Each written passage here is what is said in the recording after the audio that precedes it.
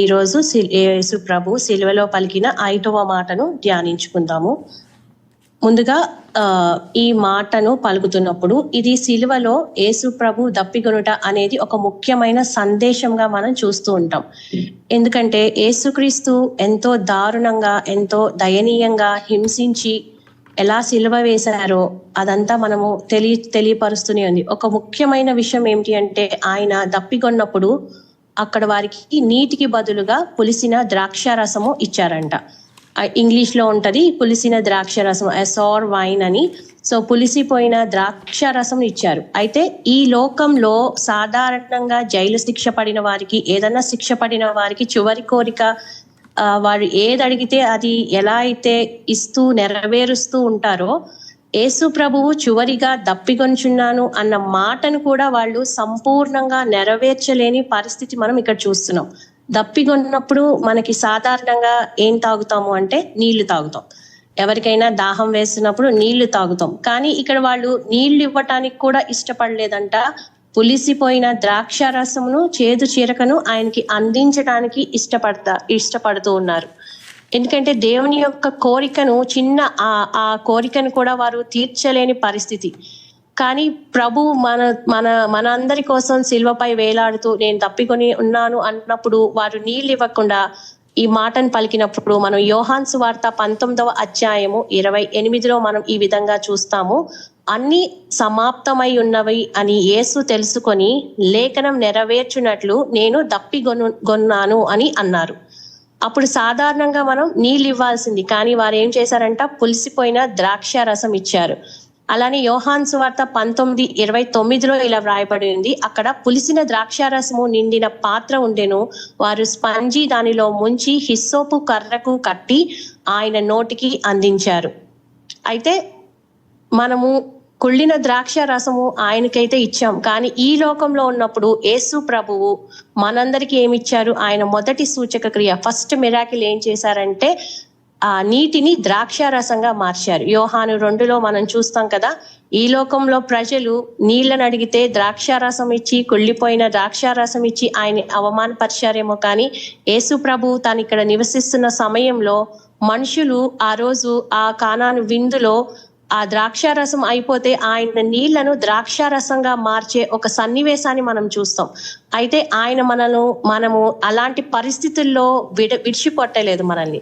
మనము ఒకవేళ ఒక ట్రబుల్ సిచ్యువేషన్ లో వెళ్తున్నప్పుడు యేసు ప్రభు ఆ సమయంలో అక్కడ నిలిచి ఆయన మనందరినీ తృప్తిపరచడం కోసం ఆ నీటిని ద్రాక్షారసంగా మార్చి అక్కడ తాగిన వారందరూ కూడా తృప్తి పొందారంట. ఇటువంటి ద్రాక్షారసము నేను ఇంకెన్నడూ తాగలేదే, ఇది కొత్తదా లేదంటే ఎలా చేయబడింది అని అద్భుతంతో, ఆశ్చర్యంతో అక్కడ ఉన్న వారందరూ కూడా ఆశ్చర్యపోయి దేవుని స్తుతించారు. అలాగే ఆయన యోహాను 7:37లో ఇలా వాగ్దానం చేశారు, ఎవరైనా దప్పిగొనిన ఎడల నా యొద్దకు వచ్చి త్రాగుమని, అలానే నేను ఇచ్చిన నీళ్లు త్రాగువాడు ఎప్పటికీ దప్పికొనడు. అంటే ఆయన దగ్గర ఏముందంట? జీవ జలము ఉంది.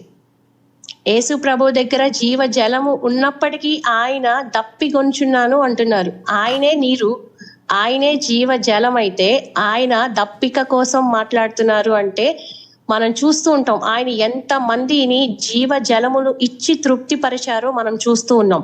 ఇశ్రాయేలు ప్రజలు ఆనాడు ఎడారిలో ఎంతో ప్రయాసలో ఆ ఐగుప్తు దేశం నుంచి వచ్చిన సందర్భంలో వారు ఎడారిలో దప్పికొన్న పరిస్థితులు, దేవుడు వారికి నీళ్లు ఇచ్చారు. ఒక బండను కొట్టగా ఆ నీళ్లు వచ్చాయి. ఆ ఆత్మీయ బండ ఎవరు అంటే యేసు ప్రభు. ఆ యేసు ప్రభు అనే బండను ఇశ్రాయేల్ ప్రజలు కొట్టినప్పుడు వారు అరణ్య ప్రాంతంలో కూడా దప్పికొనలేదు. 40 సంవత్సరాలు యేసు ప్రభు వారిని నడిపించారు. ఒక్క చీకు చింత లేకుండా మన్నాను కురిపిస్తారు. అలానే దాహం వేసినప్పుడల్లా బండను కొట్టండి నీళ్లు వస్తాయి అని చెప్తున్నారు. ఆయన జీవజల నదిని ప్రవహింప చేయగలిగారు. బండలో నుంచి కూడా నీళ్లను తెప్పించగలిగారు. ఇంతమంది దప్పిక తీర్చిన యేసుక్రీస్తు సిలువపై నేను దప్పికొన్నాను అని చెప్పినప్పుడు ఆ ప్రజలు ఆయన దప్పికను తీర్చలేదు. బదులుగా ఆయనకి నీళ్లకు బదులుగా ఏమిచ్చారంట? పులిసిన ద్రాక్షారసం ఇచ్చారు. అయితే మన రక్షకుడు మనం దప్పికొన్నప్పుడు ఏమిచ్చారు అంటే నీళ్లను కుమ్మరించారు.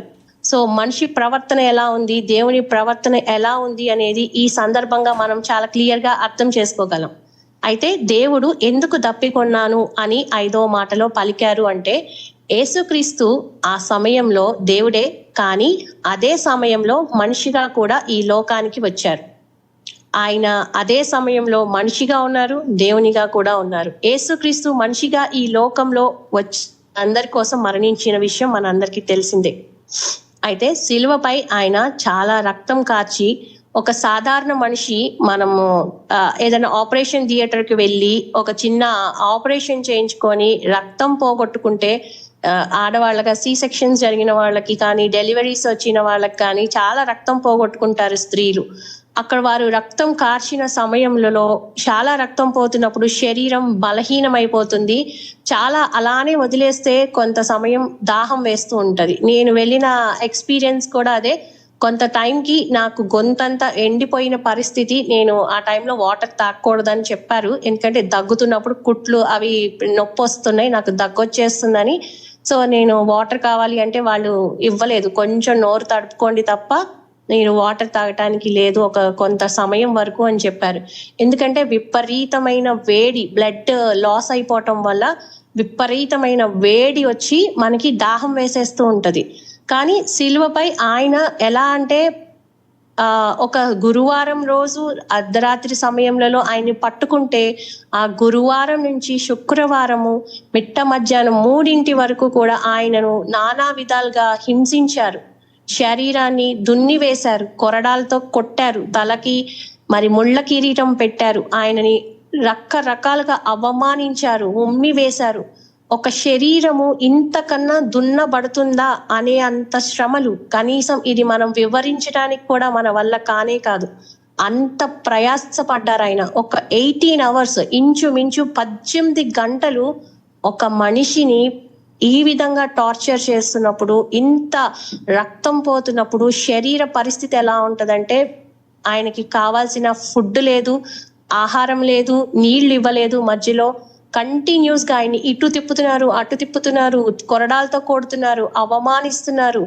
రక్తమంతా పోతున్న ఆ సమయంలో ఒక మానవ శరీరంలో ఉన్న ఏ మనిషి అయినా కూడా దప్పిక కొంటారు. అలానే యేసు ప్రభు కూడా ఇక్కడ ఆయన మానవ శరీరంలో ఉన్నారు కాబట్టి ఆయన ఆ రక్తం కార్చిన ఆ సమయంలో ఆయన శరీరం అంతా ఎండిపోయి, పెదవులు ఎండిపోయి, ఆ నాలిక ఏమంటారు భారం అయిపోయి, కనీసం మాట్లాడే పరిస్థితే లేని ఆ సమయంలో ఆయన నోరు తెరిచి దప్పిగొనుచున్నాను అనే మాటను ఆయన చెప్తూ వచ్చారు. అయితే ఇన్ని తెలుసు మనకి, ఆయన ఇంత హేళన చేస్తున్నారు, ఇంతగా ఆయన అవమానపరుస్తున్నారు అని తెలిసినప్పటికీ కూడా ఆయన నోటి నుంచి ఒక మానవ రూపంలో ఆయన ఉన్నందుకు ఆయన మనిషి అనుభవించిన ప్రతి శ్రమని కూడా ఆయన ఎదుర్కొంటూ వచ్చారంట. కాబట్టి ఆయన ఆ మాట ఎందుకన్నారంటే, శరీరంలో ఉన్న యేసు ప్రభు ఉన్నారు కాబట్టి, శరీరధారిగా ఉన్నారు కాబట్టి ఒక మనిషికి సంభవించిన ఆ దప్పికను ఆయన ఎక్స్ప్రెస్ చేస్తూ ఇక్కడ ఆయన ప్రకటిస్తూ వస్తున్నారు. రెండో విషయం ఏంటి అంటే, మొదటిగా ఆయన మానవ రూపంలో ఉన్నారు కాబట్టి ఆ శ్రమల నుంచి, ఆ రక్తము నుంచి, ఆ కోల్పోయిన రక్తము నుంచి శరీరము బలహీనమైపోయి ఆ మాట పలికితే, రెండవ మాటగా లేఖనాల నెరవేర్చుటకు. ఆ సమయంలో ఎందుకు దేవుడు ఆ మాట పలకాలి? ఓకే, నాకు దప్పికొంచున్నాను, వాళ్ళు నీళ్లు ఇస్తే ఇవ్వకపోయినా ఆయనకు తెలుసు ఆయన వచ్చిన కార్యం ఏంటో. కానీ ఆ మాటను ఆయన ఎందుకు పలకాల్సి వచ్చింది అంటే, లేఖనాలను నెరవేర్చడం కోసం. యోహాను 19:28 ఇలా వ్రాయబడి ఉంది కదా, ఇదంతా పూర్తి అయిందని యేసు తెలుసుకొని లేఖనం నెరవేర్చుటకై నేను దప్పికొనుచున్నాను అని చెప్పారు. అప్పటికే ఆయన వచ్చిన రాకడ, ఆయన వచ్చిన పర్పస్, ఈ లోకానికి తండ్రి ఆయన కుమారుని ఎందుకు పంపించారు అనే ఆ పర్పస్ ఫుల్ఫిల్ అవ్వటం వల్ల, ఆయన వచ్చిన పని కంప్లీట్ అవ్వటం వల్ల ఆయన ఎరిగి ఉన్నారు కాబట్టి చివరిగా ఒక్క పని మిగిలిపోయిందంట. అదేంటంటే ఆ లేఖనాల యొక్క నెరవేర్పు. ఇదంతా పూర్తయిందని యేసు తెలుసుకుని లేఖనం నెరవేర్చటకు నేను దప్పికొనుచున్నాను అనే మాటను పలికారు. అప్పటికే సమస్త కార్యము పూర్తయినాయి. ప్రభువుకి ఆ విషయం తెలుసు, కానీ ఇంకా ఒక్క ప్రవచనం నెరవేరవలసిన అవసరం ఉంది. సో ఇప్పటి వరకు ఎన్నో ప్రవచనాలు, ఎన్నో లేఖనాల నెరవేర్పు జరిగిపోయాయి. అవి ఆయన చూశారు, అర్థం చేసుకున్నారు. ఇంకా ఒక్క మాట నెరవేరవలసి ఉంది. అది ఏంటి అంటే కీర్తనలు 69:21 69:21 రాసిన ప్రకారము, వారు నాకు ఆహారముగా చేదుని ఇచ్చిరి, దప్పిగొన్నప్పుడు పులిసిన ద్రాక్షారసము త్రాగనిచ్చింది. ఈ ఒక్క లేఖన భావం, ఈ ఒక్క లేఖనము దాని యొక్క సమాప్తము ఇంకా నెరవేర్చబడలేదు అని యేసు ప్రభువు తెలుసుకొని ఆ ప్రవచనాల యొక్క నెరవేర్పు కోసము ఈ మాట మాట్లాడారంట. సిలువపై నెరవేర్చిన కొన్ని ప్రవచనాలు మనం చూద్దాం.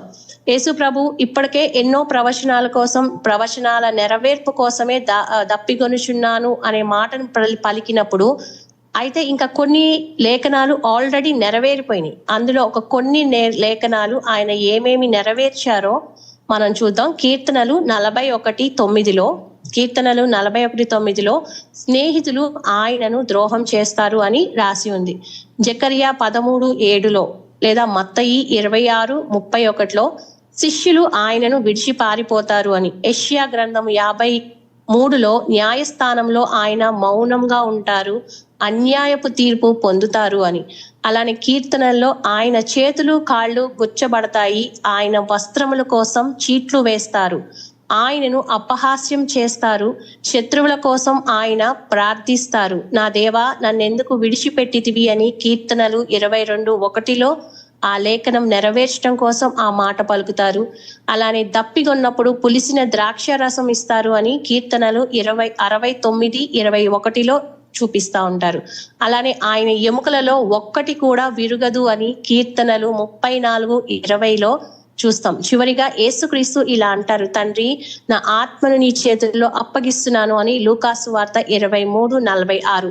ఇవన్నీ లేఖనాల నెరవేర్పు కోసము దేవుడు ఆయన లేఖనాలను సంపూర్ణంగా ఆయన ఇచ్చిన ప్రతి మాట నెరవేర్చడానికి ఈ భూలోకంలోకి వచ్చారు కనుక ఈ చివరి మాటగా దప్పిగొనుచున్నాను అనే మాటను కూడా నెరవేర్చుకుంటూ దేవుడు వచ్చారనమాట.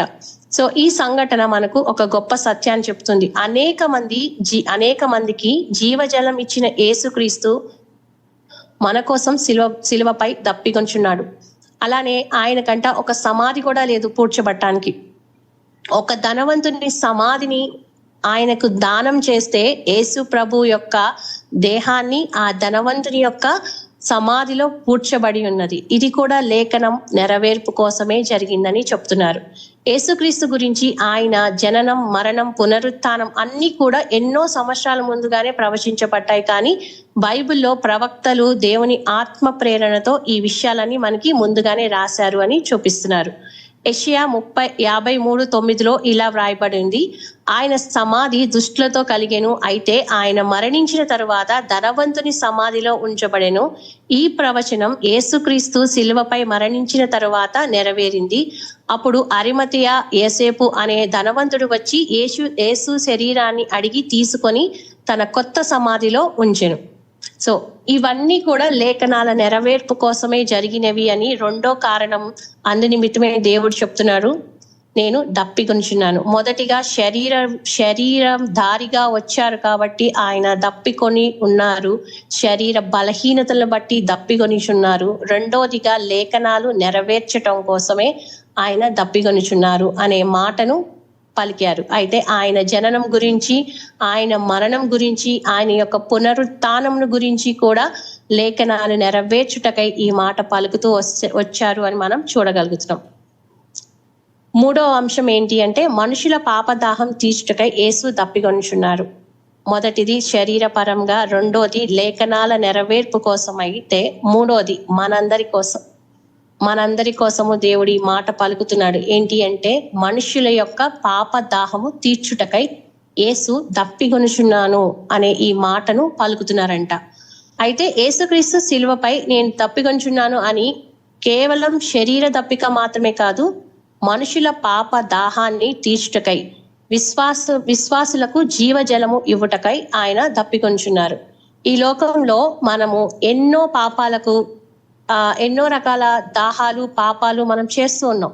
లైక్ మనందరికీ చాలా మందికి ధనదాహం ఉండొచ్చు, కొంతమందికి కీర్తి, ఈ లోకంలో నాకు మంచి పేరు ప్రతిష్టలు కావాలి అనే ఒక దాహము, కొంతమందికి ఏంటంటే సౌందర్య దాహం. నేను చాలా అందంగా ఉన్నాను, అందంగా ఉండాలి, నేను చాలా ఈ లోకంలో అందరికీ బాగా కనపడాలి, అద్భుతంగా కనపడాలి, అందరూ నన్ను పొగడాలి అనే ఒక కోరిక, అదొక దాహం లాగా వారికి, అదొక వాళ్ళ లైఫ్ స్టైలే ఇంకా అలా మారిపోవాలి, నన్ను అందరూ పొగడతలతో ముంచేయాలి అనే ఒక దాహం. కొంతమందికి పాప దాహం, ఏది చూసినా వారికి పాపము. ఈరోజు సెల్ ఫోన్ మన చేతిలోకి వచ్చింది, మనం చూడొద్దనుకున్న ఎన్నో విషయాలు ఫోన్ లో మనకి కనిపిస్తూ ఉంటాయి. కానీ మనకి తెలిసి తెలియక కొన్ని స్క్రోల్ చేస్తూ ఉన్నప్పుడు మనకి తెలిసి వచ్చినప్పుడు అది పాపంలోనికి మనల్ని పడవేస్తుంది అనే ఒక ఆ పరిస్థితి మనకి తెలియక చాలా మంది ఫోన్ ని విచ్చలవిడిగా వాడుకొని, ఫోన్ అనే దాహం, ఈరోజు చెప్పాలంటే ఈ ఫోన్ కూడా ఒక దాహం లాగా తయారైపోయింది. చిన్న పిల్లలు మొదలుకొని పెద్దవాళ్ళు, ముసలి వాళ్ళు వరకు కూడా వాళ్ళకి ఏదో ఒక అలవాటు, ఏదో ఒక దాహం.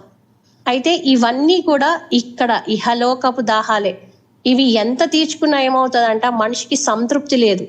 ఎంత అందంగా కనిపించినా మనిషికి సంతృప్తి లేదు. ఎన్ని పొగడ్తలు పొగిడించుకున్నా సంతృప్తి లేదు. ఇంకా కావాలి, ఇంకా ఈ లోకంలో నుంచి నాకేదో కావాలి. ధనం సంపాదించుకుందామంటే సరిపోదు, ఉన్న ఆస్తిపాస్తులు సరిపోవు, ఇంకా సంపాదన కావాలి. ఇదే దాహం మనిషికి. పొద్దున్న లేచిన దగ్గర నుంచి మన జీవిత కాలం అంతా సరిపోకుండా కష్టపడి సంపాదించుకొని ఇంకా రిచ్ అయిపోవాలని ఆలోచనే తప్ప, అదే దాహం పెట్టుకొని ఉన్నాము తప్ప ఇంక ఏ రకమైన ఆలోచనలు ఈ లోకానుసారంగా ఎవరికి లేవు అని చెప్తున్నారు. అయితే ఇవి ఎంత తీర్చుకున్నా అంట మనిషికి తృప్తి ఉండదు.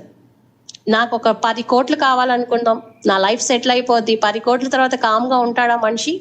11 కోట్ల కోసం ఎదురు చూస్తారు, పరిగెత్తుతారు. దేవుడు జీవితం ఇచ్చింది దేనికి? సంపాదించుకోవటానికే కదా. 10తో ఆగుతామా? నా జీవితం సరిపోతుందా? సరిపోదు. వాళ్ళు చూడు ఇంత కొనుక్కున్నారు, వీళ్ళు చూడు ఇంత కొనుక్కున్నారు, కాబట్టి నేను కూడా పందెపు పోరాటంలో, సంపాదన అనే పందెపు పోరాటంలో నేను పరిగెత్తాలి, అలసిపోకుండా పరిగెత్తాలి, ఇంకా సంపాదించాలి, నా పిల్లల పిల్లలు కూడా తిని తృప్తి పొందాలి అనే ధన దాహము మనుషుల్ని కప్పివేస్తుందంట.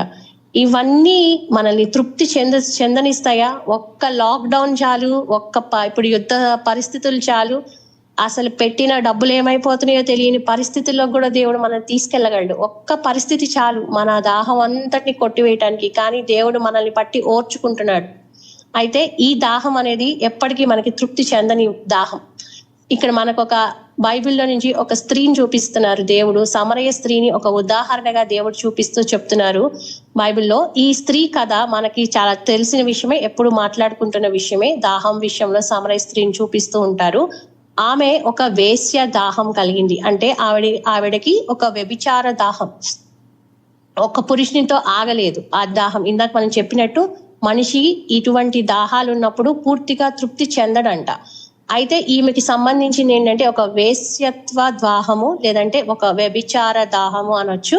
సో ఆ దాహం ఉన్న వాళ్ళకి సంతృప్తి ఉండదు, ఒక్క దాంతో ఆగలేరు వాళ్ళు. ఒక్క పురుషునితో ఆగలేక బైబిల్ ప్రకారం ఆమెకంట 5 భర్తలు ఉన్నారు అని యేసు ప్రభువు చెప్తున్నారు. అయితే అంటే ఆమె పాపదాహం ఉన్న మనిషి ఎప్పటికీ తృప్తి చెందదని మనం చదువుతున్న ప్రకారము. అలానే బైబిల్ ఇలా చెప్తుంది, ధనాపేక్ష సమస్త కీడులకు మూలమే. ఈ సమరయ స్త్రీకి ఈ పాపదాహం ఎక్కువ అవటం వల్ల తను ఒక్క మనిషితో తృప్తి పొందలేదు, ఒక్క హస్బెండ్ తో తను తృప్తి పొందలేదు. ఆమెకి 5 పెనిమిటీలు ఆ హస్బెండ్స్ ఉన్నారు అని ఆమె మనం బైబిల్లో చదువుతున్నప్పుడు మనకి క్లియర్ గా అర్థమవుతుంది. కాబట్టి దేవుడు ఏం చెప్తున్నాడంటే, ధనదాహం, కీర్తి దాహము, ఇటువంటి పాప దాహము ఇవి మనిషిని ఎన్నటికీ తృప్తి పరచవు. కానీ నేను ఇచ్చు జీవజలము ఎవరైనా తాగితే వారు ఇంకెన్నడూ దప్పికొనరు అని చెప్తున్నారు. నేను ఇచ్చు నీళ్లు త్రాగువాడు ఎన్నటికీ దప్పికొనడు. ఎందుకు ఈ మాట అన్నారు అంటే, దేవుడు ఇది ఎన్నోసార్లు మనం చదువుతాం, కానీ దీని ఎగ్జాక్ట్ మీనింగ్ నాకు అర్థమైంది ఏంటంటే, నేను ఇచ్చు నీరు అతనిలో నిత్య జీవనము ఉబికే నీటి బుగ్గగా ఉండును. ఇక్కడ సమరయ స్త్రీ ఎగ్జాంపుల్లో ఏం మాట్లాడారంటే, సమరయ స్త్రీ యేసు ఇచ్చిన ఆ జీవ జలాన్ని పొందినప్పుడు ఆమె పాప జీవితం అక్కడితో ముగిసిపోయిందంట. ఆమె పాప దాహానికి పూర్తి విరామం పడింది. ఎప్పుడైతే దేవుడు ఈ మాట అన్నారో, అమ్మా నీ దాహం ఏంటి ఈ రోజు అంటే వ్యభిచార దాహము. వ్యభిచార దాహంలో నువ్వు పట్టబడిపోయి ఉన్నావు, నువ్వు బయటకి రాలేని పరిస్థితిలో నువ్వు మునిగిపోయి ఉన్నావు. అయితే నీ దాహంను అది తృప్తి లేనిది, అది నీ అంతటికి నీవుగా తీసుకోలేకపోతున్నావు. అయితే నేను ఇచ్చే ఈ దాహము, ఈ నీళ్లను నువ్వు తాగిన ఎడల నువ్వు ఇంకెన్నటికీ కూడా దప్పికొనవు. అంటే నీకెప్పుడు కూడా ఆ దప్పిక ఉండదు, ఆ పాపము యొక్క దప్పిక నీకెన్నడూ మిగలదు. దేవుడు దాన్ని ఏం చేస్తున్నాడంట, ముగించేస్తున్నాడు. అటువంటి జీవజలము ఎవరి దగ్గర ఉంది అంటే యేసు ప్రభు దగ్గర ఉంది. అందుకే ఆ సమరయ స్త్రీని వెతుక్కుంటూ దేవుడు ఆవిడని ఆ పాపంలో నుంచి, ఆ దప్పిక నుంచి ఆవిడని బయటపడవేశారు. ఇదే మనకి చెప్తున్న నీతి. నదులు యొద్ద నాటబడిన చెట్టు తన కాలము ఎలా ఫలము ఇస్తుందో మనం కూడా అంతే. దేవుని యొద్ద నాటబడిన వారంగా నిలిచినప్పుడు మనము ఆ కాల ప్రకారము ఫలము పొందుకుంటామంట. అంటే ఆ నదులు ఎవరు అంటే దేవుని వాక్యము. దేవుని వాక్యము దగ్గర మనం ఎవరమైతే ఆ దప్పికను తీర్చుకుంటామో, జీవ జల నదుల యొద్ద మనము దప్పిక తీర్చుకున్నాము అంటే మనము మన కాలములో ఖచ్చితంగా మనం ఫలం ఇచ్చే చెట్లులాగా ఫలిస్తూ ఉంటాం. ఈ సమరయ స్త్రీ ఉన్న పరిస్థితి, ఆ పాపము నుంచి తనకి తెలియదు, తనకి ఎలా బయటపడాలనేది తనకి తెలియదు. ఆ దప్పికలోనే తను మునిగిపోయి అది సంతోషం అని తను భావిస్తుంది. తనకి దేవుడు ఒక విడుదల కలిగించింది ఏంటి అంటే, జీవజల నదిని ప్రవహించే ఆ నీళ్లు తాగావా ఇంక నువ్వెన్నడూ ఆ పాపము చెయ్యవు. సో ఈ రోజు ఈ మాట, ఈ దప్పిక నుంచి మనం నేర్చుకోవాల్సిన విషయం ఏంటి అంటే, మనం ఏ పాపంలో, ఏ దాహంలో ఇంకా మునిగిపోయి ఉన్నామో, దేవా నీ జీవజల నదులు నాకు అప్పగించు, నాకు అనుగ్రహించు ప్రభువా. నాకున్న ప్రతి దాహము అది కేవలము శరీరీచ్చలనే కాదు, ధనమయ్యుండొచ్చు, కీర్తయ్యుండొచ్చు, ఇంక ఏ పాపమైనా, ఏ దాహమైనా దేవుడు తీర్చలేనిది అంటూ ఈ ప్రపంచంలో ఏదీ లేదు. దేవా నా దాహము ఈ రోజు ఏమై ఉందో అది నీకు వ్యతిరేకమైన దాహం అయితే నాలో నుంచి దానిని తీసివేసి నన్ను కూడా ఒక ఫలించడి చెట్టులాగా నీ నదుల యొద్ద నన్ను నాటబడిలాగున సహాయం చేయమని మనందరము ప్రార్థన చేస్తే సమరయ స్త్రీ పొందుకున్న ఆ విడుదల మనందరము కూడా పొందుకోగలము అని యేసు ప్రభువు దప్పికొనుచున్నాను, మన దప్పిక తీర్చడానికి ఆయన ఈ మాటలు పలుకుతూ వస్తున్నారు. అలానే కీర్తనలు 1:3 యేసు ఇచ్చిన జీవజలం త్రాగిన వారు పాప జీవితం నుండి మారి ఫలమిచ్చే జీవితాన్ని గడుపుతూ ఉంటారంట.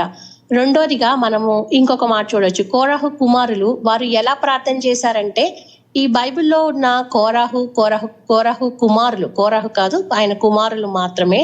ఎందుకంటే కోరహు దేవునికి వ్యతిరేకంగా జీవించి మరణించాడు. ఆయన బిడ్డలు, ఆయన కుమారులు బైబిల్లో ఈ రకంగా చెప్తున్నారు. దేవుని సన్నిధిని ఎంతో ఆశించారు. వారు ఇలా అన్నారు, జింక నీటి వాగులు ఆశపడినట్టు నా ప్రాణము దేవా నిన్ను ఆశపడుచున్నది. సో వారి కోరిక ఏంటంట, జింక, ఒక దుప్పి నీటి వాగుల కోసం ఎలా ఆశపడుతుందో నా ప్రాణము దేవా నిన్ను ఆశపడుతుంది. ఈరోజు నా ఆశ, మన ఆశ ఏమైంది? నా ఆశ దేనిపైన ఉంది? ఇది మనం వేసుకోవాల్సిన క్వశ్చన్. నా ఆశ దేవుని యొక్క సన్నిధి మీద ఉందా? ఆయనతో గడపాలి అని, ఆయన సన్నిధి నేను కోరుకోవాలని ఆశ ఉందా? లేదా నా ఆశ ఇంకా దేనిపైన ఉంది? అది వాళ్ళు నేను వేసుకునే క్వశ్చన్ అయితే, దేవుడు ఇక్కడ కోరహు కుమారుల ఆశ ఏంటంటే, ఒక జింక నీటి వాగుల కోసం ఎలా ఆశపడుతుందో నా ప్రాణము దేవా నిన్ను ఆశపడుతుంది అని ఆ విధమైన ప్రార్థన మనం చేయగలుగుతున్నామా? దేవా నా ప్రాణము నిన్ను ఆశపడుతుంది.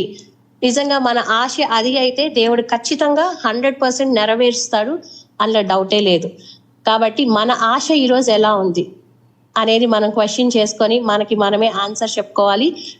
రెండోదిగా కీర్తనలు 42:1 దేవుడి సన్నిధి కోసం ఆత్మీయ దాహం కలిగి ఉండటం.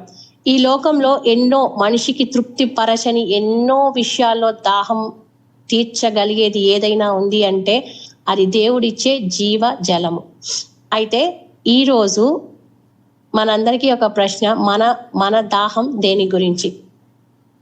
మనందరము నిత్య నరకంలో దప్పికొనకూడదని ప్రేమతో ఆయన దప్పికొంచున్నాడు.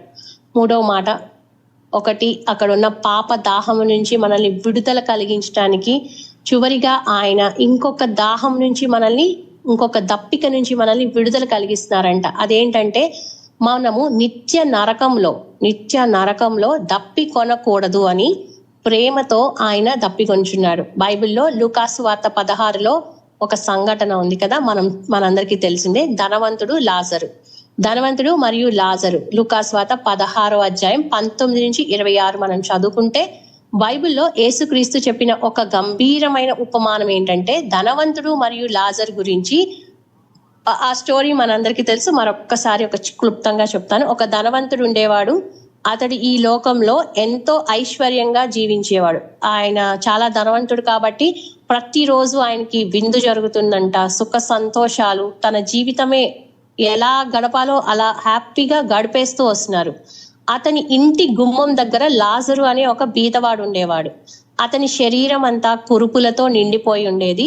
అతడు భిక్షం అడుగుతూ జీవించేవాడు. ధనవంతుడు బల్ల నుండి పడే ముక్కలకైనా ఆయన ఆశపడుతూ ఉండేవాడంట. కానీ ఆ ధనవంతుడు అతని పైన కనికరం చూపించలేదు. సో ఇక్కడ వరకు చూస్తే భూమిలో వాళ్ళు ఎలా జీవిస్తున్నారు? ఒక ధనవంతుడు రిచ్ మ్యాన్ ఏం చేస్తున్నాడు అంటే ఈ డబ్బున్నంత కాలము చక్కగా సుఖ భోగాలు అనుభవిస్తున్నాడు. అది తప్ప అంటే తప్పు కాదు. దేవుడు మనకి డబ్బులు ఇచ్చినప్పుడు మనం సంతోషంగా అనుభవించకూడదు, మనం పేదవాళ్ళగా ఉండడం అనేది ప్రాక్టికల్ గా పాసిబుల్ కాదు. దేవుడు మనకి ఇచ్చిన దానికి కొలది మనం ఉంటాం. మనకి తక్కువ డబ్బులు ఇస్తే తక్కువ ఇంట్లోనే ఉంటాం. మనకి ఎక్కువ డబ్బులు ఉన్నప్పుడు మనం వెళ్ళి పూరి గుడిసెలో ఉండడం అనేది దేవుడి ఉద్దేశం కాదు. కానీ ధనవంతుడే, ఆయన సుఖ భోగాలు అనుభవిస్తున్నాడు, విందు చేస్తున్నాడు, సంతోషిస్తున్నాడు, అన్ని హ్యాపీగా మూమెంట్స్ జరుగుతున్నాయి. కానీ దేవుడు ఇక్కడ ఆయనని పరీక్షించిన విషయం ఏంటంటే తన గుమ్మం దగ్గరకు వచ్చి ఒక భిక్షం ఎత్తుకుంటున్న లాజరు, అతని పరిస్థితి ఏంటంటే అతను చాలా పేదవాడు. అతని శరీరం అంతా కూడా కురుపులతో, గాయాలతో, చాలా బాధతో ఆయన గుమ్మం దగ్గరకు వచ్చి కూర్చునే పరిస్థితి. నువ్వు ఎంత కలిగి ఉన్నా కూడా నీ దగ్గరికి వచ్చి ఎవరన్నా ఒక చిన్న సహాయం అడిగితే అతనేమనట్లేదే, నువ్వు తినిన దాంట్లో నాకు ఇవ్వనలేదు, నీకు మిగిలిపోయి పనికిరానిది ఆ బ్రెడ్ ముక్కల కోసం అక్కడ పడిపోయి ఉన్న విడిచిపెట్టిన ఆ అన్నం కోసం అతను ఎదురు చూస్తున్నాడు. అయితే అతనిని ఈ ధనవంతుడు ఏంటి కరుణించలేదు, కనీసం ఆయన వైపు కూడా చూడటానికి ఇష్టపడలేదు. కానీ ఈ పేదవాడు, ఈ లాజరు మాత్రం ఆయన కోసం కనిపెట్టుకుంటూ దేవుణ్ణి ప్రార్థన చేసుకుంటూ ఉన్నాడు. మరి ఈ లోకంలో ఉన్నంత కాలం ఆయనకి ఏముంది? సుఖం ఉంది, సంతోషం ఉంది. కానీ దేవుడు లేడు, ఏనాడు ప్రార్థన చేయలేదు. ఆ ధనవంతుడు అతని పైన కనికరమే చూపించలేదంట. అయితే మరణం తర్వాత ఏం జరిగింది? అందరం పుట్టాము, అందరం చనిపోవాల్సిందే. సో ధనవంతుడి లైఫ్ స్పాన్ అయిపోయింది. అలానే లాజర్ గారి యొక్క ఆయుష్ కాలం కూడా పూర్తిగా ముగిసిపోయింది. అయితే మరణం తర్వాత ఏం జరిగిందంటే కొంతకాలానికి ఇద్దరు మరణించిన తర్వాత లాజర్ చనిపోయినప్పుడు దూతలు అతన్ని అబ్రహాము ఒడిలోకి తీసుకెళ్లారంట. ఎందుకంటే లాజరు చూడటానికి పేదవాడే, శరీర బలహీనతలు కలిగిన వాడే, ఒక రకంగా చెప్పాలంటే ఆయన భిక్షం ఎత్తుకున్న వాడే, చాలా ఈ భూలోకంలో చాలా తక్కువ జీవితం జీవించిన వాడు, చాలా అల్ప ప్రాణం కలిగిన వాడు. అయితే అతని ఆశ మాత్రం దేవుని పైన ఏ రోజు కూడా వదులుకోలేదంట లాజరు.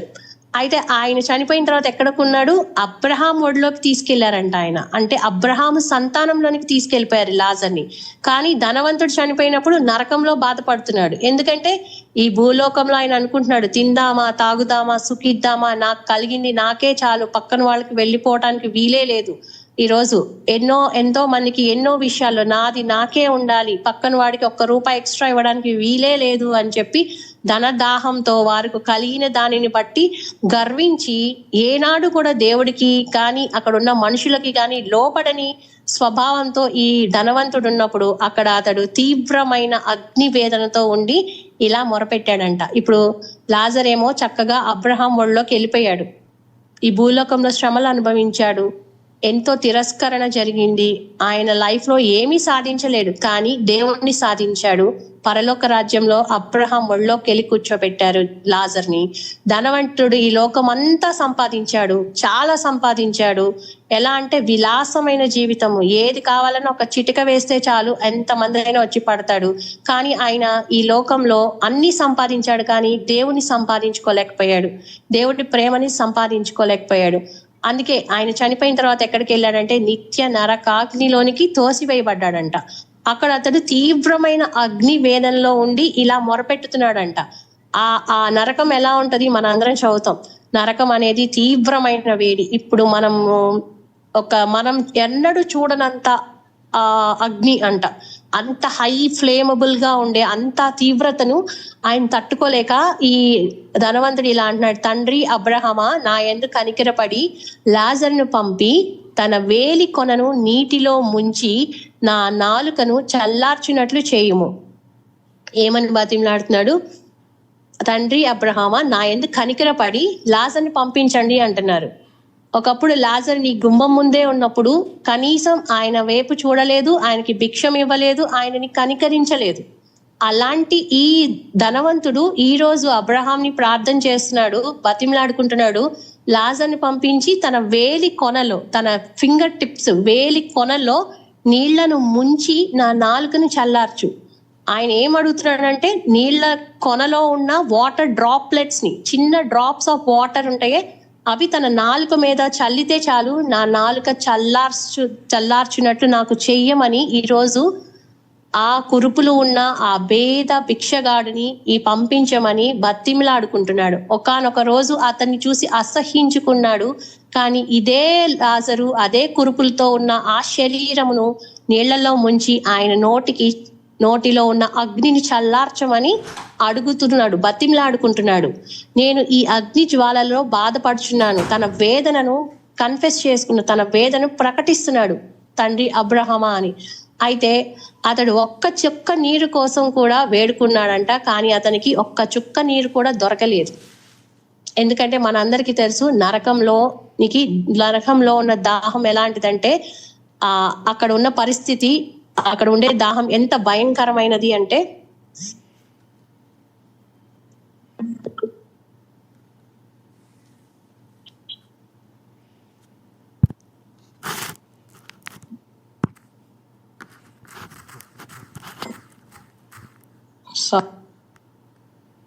వాయిస్ వినిపిస్తుందా?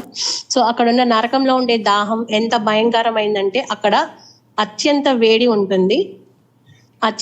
ఉంటుంది, అక్కడ వేదన ఆగదు, అక్కడ నీళ్లు లేవు, అక్కడ ఎలాంటి సౌకర్యాలు లేవంట. ఈ లోకం మనకి ఎన్నో సౌకర్యాలు ఇచ్చాయి. ఆయన భూలోకంలో ఉన్నంత కాలం ఆయనకి మంచి నీరుంది, ఆహారం ఉంది, వైద్యం ఉంది, ఇప్పుడున్న పరిస్థితిలో టెక్నాలజీ ఉంది. కానీ నరకంలో ఇవేవి ఉండవు. ఒక్క చుక్క నీరు కూడా దొరకదంట. ధనవంతుడు మరియు లాజరు మధ్య తేడా ఏంటంటే ధనవంతుడు దేవుని మీద ఆధారపడలేదు, కానీ ఏ రోజు ప్రార్థన చేయలేదు, ఎవరి మీద ప్రేమ చూపించలేదు, తన గుమ్మం దగ్గర ఉన్న లాజర్ పై కూడా ఆయన ఎప్పుడు కూడా కనికరం చూపించలేదంట. కానీ లాజరు బీదవాడైనప్పటికీ, ఆయన బాధలో ఉన్నవాడు అయినప్పటికీ కూడా దేవుని మీద ఆధారపడ్డాడు, దేవుని మీద విశ్వాసం పెట్టుకున్నాడు. అందుకే మరణం తర్వాత వారి స్థితులు ఎలా అయినాయి అంటే పూర్తిగా మారిపోయినాయి.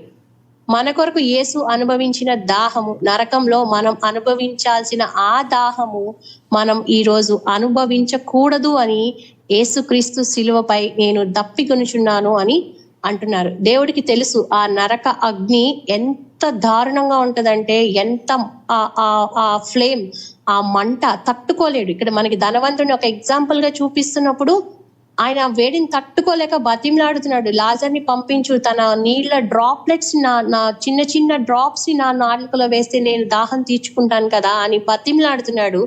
ఆ వేడి ఎంత ఘోరమైనదో యేసు ప్రభువుకి తెలుసు. ఆ వేడిని ఆ బాధని మనం అనుభవించకూడదు. అందుకని ఆ బాధని అనుభవించకూడదని ఈ రోజు ఆయన సిలువలో మనందరి కోసం ఆయన ఏమయ్యారంట, బలి అయిపోయారు. ఆయన శరీరం నలిగిపోతుంది, ఆయన రక్తము కారిపోతున్నా ఆయన చివరిగా పలుకుతున్న మాట దప్పికొనుచున్నాను. ఈ రోజు నువ్వు నేను అటువంటి ధనవంతుడికి పట్టిన ఆ స్థితి రాకూడదు అని చెప్పి దేవుడు ఈ రోజు ఆ సిలువలో మనందరి కోసం కూడా మరణించి ఆయన దప్పికొనుచున్నారు. నీ దాహమును నా దాహమును తీరుస్తూ ఆయన సిలువలో మరణించడం మనం చూస్తున్నాం. సో మనందరం చాలా సార్లు అనుకుంటాం, పరలోకంలో ఏమో లాజర్ లాగా కోరుకుంటాము, ఈ భూమి మీదేమో ధనవంతుడిలాగా జీవించాలి అని ఆశపడతాం. భూమి మీద ధనవంతుడిలాగా జీవిస్తే పరలోకంలో మనం ఉండం, నరకంలోనికే వెళ్ళిపోతాం. కానీ లాజరు లాగా శ్రమ పడాలా అంటే దేవుడు మనకి ఇచ్చిన దాంట్లో తగ్గింపు జీవితం కలిగి ఉండాలి. ఇతరులకు సహాయం కలిగి కూడా మనం సహాయం చేయలేని పరిస్థితిలో ఉండకూడదు. ఈ రోజు సమస్తము మనకి దేవుడు ఇచ్చాడు, సంతోషంతో ఉన్నాం. అయితే ఇతరులను చూసి మనము వారికి ఏమైనా చేయాల్సిన పరిస్థితి వచ్చినప్పుడు వారిని మనం చిన్న చూపు చూస్తూ, చిన్న ప్రేమను కూడా వాళ్ళని పలకరించలేని పరిస్థితిలో మనం ఈ రోజుల్లో వెళ్తున్నాం. అందుకనే దేవుడు ఈ మాట చెప్తున్నాడు, నువ్వు భూలోకంలో సంతోషంగా ఉంటే రేపు ధనవంతుడి పరిస్థితి పడుతుంది నీకు. ఒకవేళ ఈ భూలోకంలో నువ్వు లాజరు లాగా తగ్గింపు జీవితంతో ఉండి ప్రార్థించుకుంటూ ఇతరులను ప్రేమిస్తూ ఇతరుల కొరకు నువ్వు ప్రార్థించావా, పరలోకంలో అబ్రహాము ఒడిలో నిన్ను చేర్చుతాడని చెప్పాడు దేవుడు.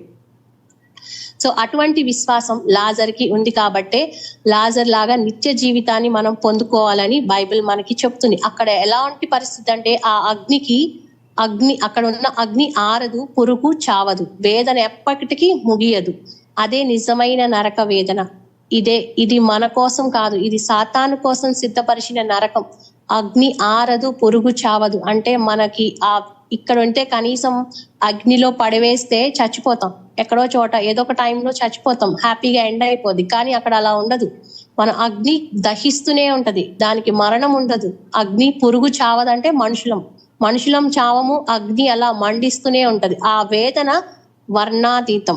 అది దేవుడు మనల్కి రాకూడదు అని చెప్పి ఈరోజు ఈ సమయంలో ఆయన మరణించి ఈ వేదన మన కోసం పెట్టింది కాదు, సాతాను కోసం ఇచ్చింది. ఇందులో నా బిడ్డలు పడిపోయి సాతానికి రావాల్సిన ఆ శిక్షను మనుషులు ఎక్కడ పొందుకుంటారో అనే వేదనతో తండ్రి తన కుమారుణ్ణి మనందరి కోసం ఈ భూమికి పంపించి మనకి రావాల్సిన శిక్షనంతా కూడా కల్వరి శిలువలో దేవుడి మీదకి వేసేశారు.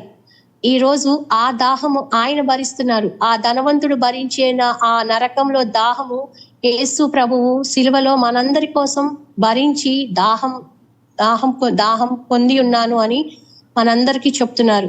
సో ఈ నరకం మనకి వద్దు అని దేవుడు మనల్ని బతిమలాడుతాడు.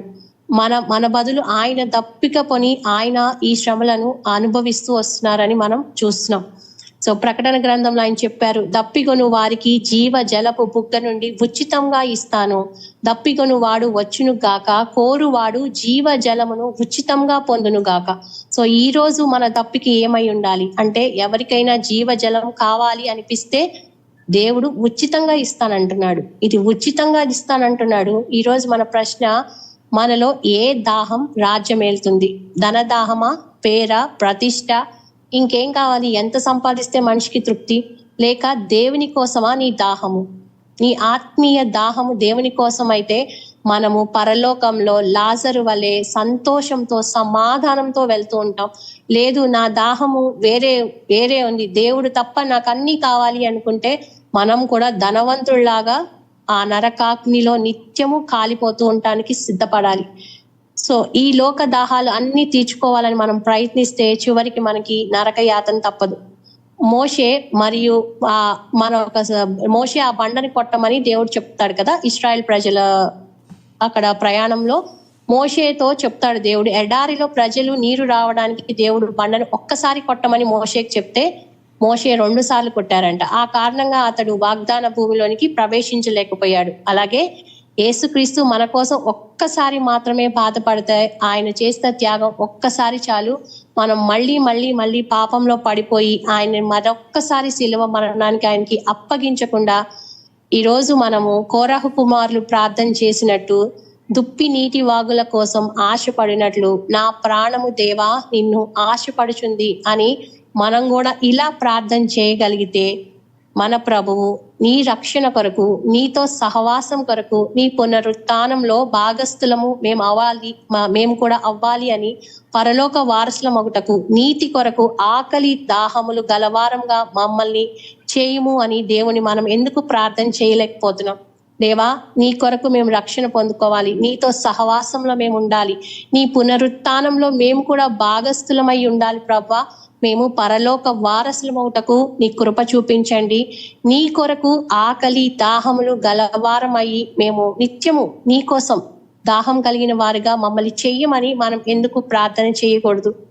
దేవుడు చివరిగా ఆయన ఎన్నో శ్రమలు అనుభవించి ఆ కలువరి శిలువలో మరణించి 3వ రోజు తిరిగి లేచి అందరికీ కాకపోయినా కొంతమందికి ఆయన ఇంచుమించు ఒక 500 మంది దాకా కనిపించారు అని చెప్తున్నారు. 40 దినములు ఇక్కడే ఆయన ఉండి చివరిగా ఆయన ఆరోహణమయ్యారు. సో అటువంటి దేవుడు, అటువంటి గొప్ప త్యాగం చేసిన దేవుణ్ణి ఈరోజు మనం మర్చిపోవటం ఎంత తప్పు అంటే, మన దాహాలు వేరైపోతున్నాయి, మన ఆలోచనలు వేరైపోతున్నాయి. వాక్యం మీద దాహం లేదు, దేవుని కోసం ఎదగాలి అనే ఆశ లేదు. దేవుడు అంత శ్రమపడి పరలోకాన్ని విడిచిపెట్టి ఈరోజు నా కోసం మరణించారంటే ఆయనకేమైనా సంతోషమా అంటే కాదు. నిన్ను నన్ను నిత్య అగ్నిలో నుంచి లాగి వేయాలని చెప్పి ఈరోజు ఆయన ఎన్నో శ్రమలు పొందుకున్నారు. ఎంతో శ్రమలు, ఆయనకు అవసరమే లేదు అటువంటి శ్రమలు పొందాల్సింది. కానీ నా పాపంలో ఆయన శరీరంలో మోసినప్పుడు ఆ పాపపు వేదన, ఆ భారము, అలానే ఆయన శరీరము ఒక పక్కన శరీరధారి అయి ఉన్నాడు. శరీరంలో బలహీనతలు, ఆ శరీరం దున్నబడింది, ఈడ్వబడింది, లాగి వేశారు, ఉమ్మి వేశారు, ఎన్నో శ్రమలకు అప్పగించారు. అటువంటి దేవుని మనం విడిచి దాహం ఈ రోజు ఎటువైపు వెళ్తుందో మరొక్కసారి మనందరం పరీక్షించుకొని, దేవా నాకు ఆత్మీయ దాహమును, నీ ఆత్మలో నిలకడగా నిలబడాలని, నీ వాక్యములో నిలబడాలని, చివరి వరకు తండ్రి నా ఆత్మను నీకు అప్పగించుకునే వరకు నా పోరాటంలో మీరు తోడుగా ఉండాలి అని మనందరము ప్రార్థన చేస్తే దేవుడు ఖచ్చితంగా కొరాహు చేసిన ప్రార్థనను ఆలకించిన దేవుడు మన ప్రార్థనను కూడా ఆలకిస్తారు. ఒక చిన్న పాట పాడి దేవుని స్తుతించుకుందాం. ఎన్నెన్నో శ్రమలను భరించి మనము పరలోకం చేరాలిలే, క్రైస్తవుడైనందుకు బాధని తెలిసి బాధను భావించాలిలే. సుఖమే లేదు ఈ జగతిలో, సుఖపడలేదు యేసు తన బ్రతుకులో. మన కోసం యేసు ఆ సిలువలో బలి అయినాడు, యేసు కలువరిపై మరణించి లేచాడని ప్రకటించు ఓ సోదరా. అపవాదిని ఓడించి గెలవాలి ఓ సోదరి. ఎన్నెన్నో శ్రమలను భరించి మనము పరలోకం చేరాలిలే, క్రైస్తవుడైనందుకు బాధని తెలిసి బాధను భావించాలిలే. నీకివ్వాలనుకున్నాడా పరలోకం, దూతలకెన్నడు లోపరచాలేదు. పరలోకం పొందాలని పోరాటం చేసి దయ్యంగా మారింది ఒక దూత నీ కోసమే. నీకివ్వాలనుకున్నాడా పరలోకం, దూతలకెన్నడు లోపరచాలేదు. పరలోకం పొందాలని పోరాటం చేసి దయ్యంగా మారింది ఒక దూత నీ కోసమే. పడదోయబడెను ఈ భువిపై, బహుక్రోధంగా వచ్చాడు నీపై. పాపంలో పడవేసెను నిన్ను, పాతాళానికి పంపాలని నిన్ను. బహుక్రోధంగా సింహము వలె గర్జించెను. సుఖమే లేదు ఈ జగతిలో, సుఖపడలేదు యేసు తన బ్రతుకులో. మన కోసం యేసు ఆ సిలువలో బలి అయినాడు, యేసు కలువరిపై మరణించి లేచాడని ప్రకటించు ఓ సోదరా. అపవాదిని ఓడించి గెలవాలి ఓ సోదరి. ఎన్నెన్నో శ్రమలను భరించి మనము పరలోకం చేరాలిలే. అవును ప్రభువా, తండ్రి ఎన్నో శ్రమలు ఈ భూలోకంలో తండ్రి సుఖమే కోరుకుంటూ ఉన్నాం. ఈ లోకంలో తండ్రి మేము ఎక్కడ కూడా తగ్గించుకోలేని స్వభావం, ఎన్నో విషయాలలో దాహం కలిగి ఉన్నాం. సంపాదనలో నాయన, మరి పేరు కోసం, కీర్తి కోసం ఏ విషయాల్లో మేము దాహం కలిగి ఉన్నామో తండ్రి, ఈ రోజు మీ సిలువ మరణం ద్వారా మాకు ఒక్కసారి కనువిప్పు చేసినందుకు స్తోత్రం ప్రవ్వా.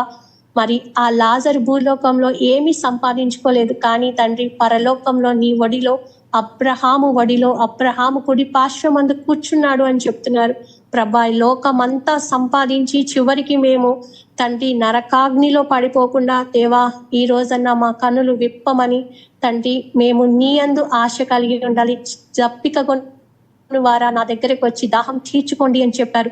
నీవిచ్చే జీవ జలము కోసం మేమందరము పోరాడే వారిగా ఉండటానికి సహాయం చేయండి తండ్రి. ఆ సమరయ స్త్రీ కలిగిన దాహం తండ్రి మరి శరీరానుసారమైనది, లోకానుసారమైన దాహం. అందులో పడిపోయినప్పుడు ప్రభాను తనని లేవనెత్తావు.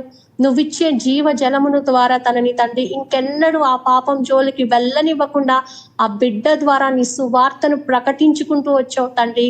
ఇంకా మేమెవరం ఏ దాహంలో పడిపోయి ఉన్నామో దేవా, మరొక్కసారి తండ్రి మమ్మల్ని మేము పరీక్షించుకుంటున్నాము తండ్రి. మా ప్రతి దాహమును నాయన నీ వాక్యమునుసారంగా తీర్చమని తండ్రి, నువ్విచ్చే జీవ జల నదులను మాలోనికి ప్రవహింప చేయమని, ప్రతి ఒక్క బలహీనతల నుంచి మమ్మల్ని తప్పించి విడిపించి సంరక్షించమని వేడుకుంటూ తండ్రి ప్రభా, నువ్వు చెప్పిన ఈ దప్పిగొనుచున్నాను అనే మాటను తండ్రి మా జీవితంలో నీ వాక్యం కొరకు నీ కొరకు దప్పికొంటూ నీ కోసం నిలబడటానికి మాకు సహాయం చేయండి తండ్రి. నిత్య నరకాగ్నిలో నుంచి మమ్మల్ని బయట పడవేస్తూ వచ్చినందుకు దేవా స్తోత్రములయా, స్తోత్రములు ప్రవ్వా. నిన్ను కలిగి ఉన్న ఏ ఒక్కరు కూడా నాయనా తప్పికొనరు నాయనా. కేవలము నీ కొరకు నీ వాక్యము కొరకే మేము తప్పికొని వారిలాగా ఉండటానికి సహాయం చేయమని వేడుకుంటూ అయ్యా, ఈ 5వ వాక్యము ద్వారా మమ్మల్ని అందరినీ దర్శించి దీవించి ఆశీర్వదించినందుకు ఈ నామముకే మహిమ ఘనత ప్రభావములు చెల్లిస్తూ ఈ చిన్ని ప్రార్థన మీ పాద సన్నిధికి చేరుస్తున్నాము తండ్రి. ఆమేన్. ఆమేన్.